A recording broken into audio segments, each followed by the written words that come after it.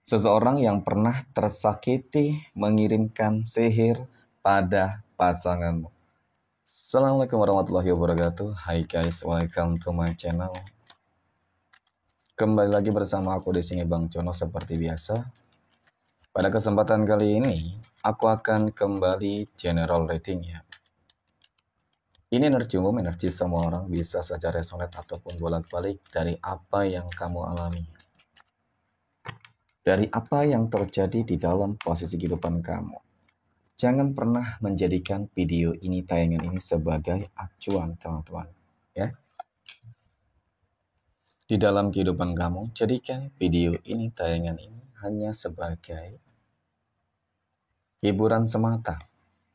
Ya, anggap aja deh setiap readingan yang sifatnya positif itu sebagai doa. Dan setiap readingan yang sifatnya negatif sebagai bahan perbaikan diri bagi kita semua. Dan itu semua aku kembalikan pada Tuhan Sang Maha Pencipta dan pada diri kamu masing-masing. Oke, nah di sini kartu tarot sudah aku shuffle, aku acak dan aku pilih. Kemudian tema kita untuk readingan kali ini, seseorang yang pernah tersakiti, ya, mengirimkan sihir pada pasangan atau mungkin padamu. Oke, fokus, konsentrasi. Dan aku akan langsung mulai menarik energinya dari kartu yang pertama. Bismillahirrahmanirrahim. Pada kartu yang pertama, aku punya, wow, ada The Devil, teman-teman. The Devil muncul hadir sebagai energi pembuka. Dan jika aku fokuskan energi kartu pertama ini terhadap energi dari seseorang yang aku maksud tersakiti. Seseorang yang merasa tersakiti. Mungkin dengan sebuah ucapan, tindakan. Ya kan? Ternyata dia mengirimkan sihirnya. Dia mengirimkan magicnya untuk membalas dendam. Ketika kita berbicara terkait dengan adanya sihir dan magic, ya kan, yang mungkin dikirimkan kepada pasanganmu ataupun kepadamu, atau orang-orang terdekat, ya, di dalam circle kehidupan kamu sendiri. Tetapi sih aku lebih melihat lebih kecenderungan ya, energi ini dikirimkan oleh seseorang yang sepertinya pernah dekat ataupun mencoba untuk mendekat. Ketika aku fokuskan energinya terhadap energi dari pasangan kamu, teman-teman, bisa jadi dia adalah seseorang yang pernah ditolak oleh pasangan kamu, ya kan? Ketika mungkin dia masih lajang, ataupun mungkin, ya karena memang posisi sudah berpasangan, tidak mungkin dong dia menerima energi dari uh, dia, ya kan? Yang mengirimkan magic ini, sihir ini, oke? Dan tujuannya apa? Kita pasti ada tujuannya. Nanti kita akan lihat tujuannya, teman-teman. Ya, tetapi memang yang jelas pasti ingin menyakiti lah, ya. Ataupun mungkin juga seseorang yang pernah kamu tolak, yang pernah kamu sakiti. Jadi tergantung sih ya kan, uh, menangkap energi kamu sesuatu hal yang mungkin pernah terjadi. Tetapi memang terlihat dia merasa tersakiti.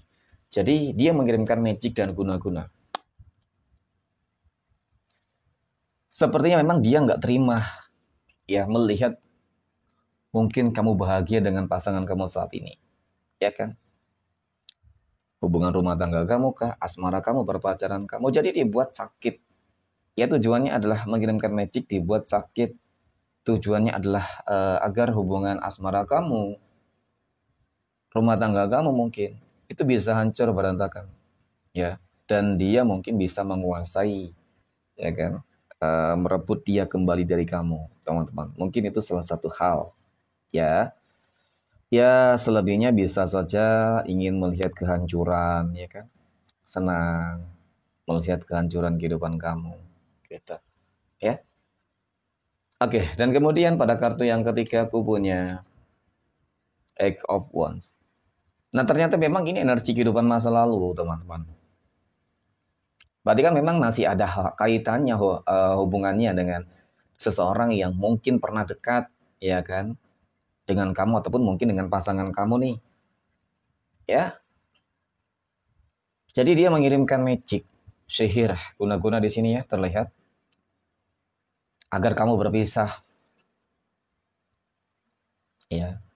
Nah, agar kamu berpisah lalu apa tindakan dia gitu ya kan teman-teman, dan apakah berhasil? Nah, itu juga sih sebenarnya menjadi pertanyaan. Ya, apakah ada dampak yang terjadi di dalam kehidupan kamu ataupun pasangan kamu nih? Ya, karena memang sihir ini mungkin ditargetkan kepada pasangan kamu, teman-teman. Nah, aku punya The Magician. Mungkin cukup relatif sih sebenarnya. Ya, bisa aku katakan 50-50 ya. Mungkin 50% ada yang terkena dampak dan 50% nggak ada yang terkena dampak. Kalau nggak jika yang tidak terkena dampak, teman-teman ya. Jadi memang dari kartu keempat ini terlihat ya bahwasanya, ya kan, eh energi yang dimiliki oleh pasangan kamu itu cukup positif dan sangat kuat, mungkin secara spiritualitas ya. Hubungan kedekatan diri dengan Tuhannya itu bagus, ataupun mungkin karena ada beberapa sosok penjaga yang melindungi, ya kan. Jadi setiap ada energi negatif yang mencoba untuk mendekat, mencoba untuk apa namanya, uh, mengganggu, mengusik, ingin menghancurkan, itu nggak berhasil, teman-teman. Itu selalu gagal. Lalu bagaimana dengan energi yang mungkin aku katakan terkena dampaknya? Ya, bagaimana dampak yang terjadi yang diakibatkan karena adanya sihir tersebut? Nah, ternyata aku punya Nine of Swords.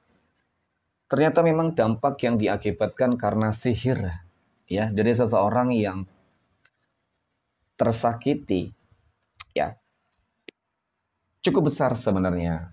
Ini membawa sebuah tekanan psikologis ya terhadap pasangan kamu ataupun mungkin terhadap kamu, teman-teman. Ya, tekanan psikologis ini terjadi karena dia sering mungkin mengalami halusinasi, sesuatu hal yang nggak wajar, ya kan, melihat sesuatu hal yang aneh, bisa melihat hal-hal yang goib, bisa melihat sesuatu hal yang menyeramkan, sering merasakan kejadian-kejadian yang di luar nalar logika, teman-teman.